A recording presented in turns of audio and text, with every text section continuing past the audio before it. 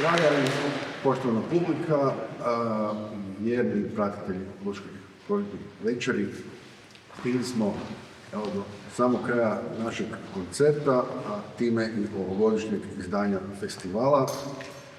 Hvala vam najljepše na dolasku, hvala vam što nas pratite. Evo nekoliko riječi o festivalu.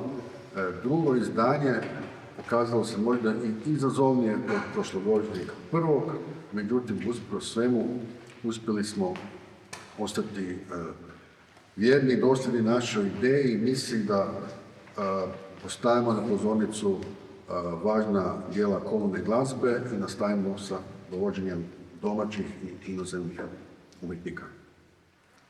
Ove godine imamo i novinu, veliku novinu koja nam je jako važna, to je koncert mladih glazbenika.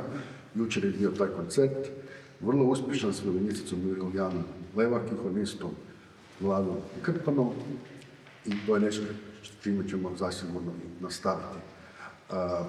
Ima još tu dosta stvari koje bi se mogli reći, ali sve će nadopuniti sa nekim drugim.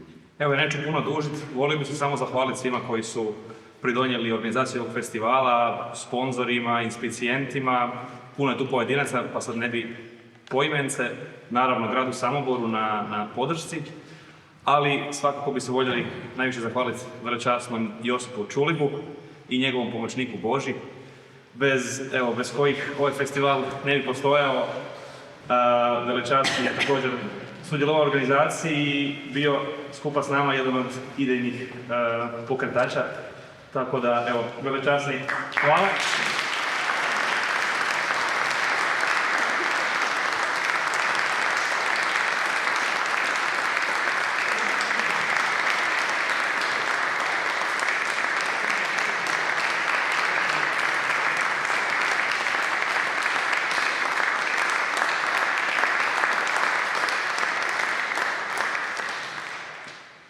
Evo, ne bi više duljio, zadnja skladba na repertoaru je kvartet Valtera Rabula, koji ćemo izvoditi u punom sastavu, cijeli kvartet, nadam se da ćete uživati i vidimo se sljedeće godine.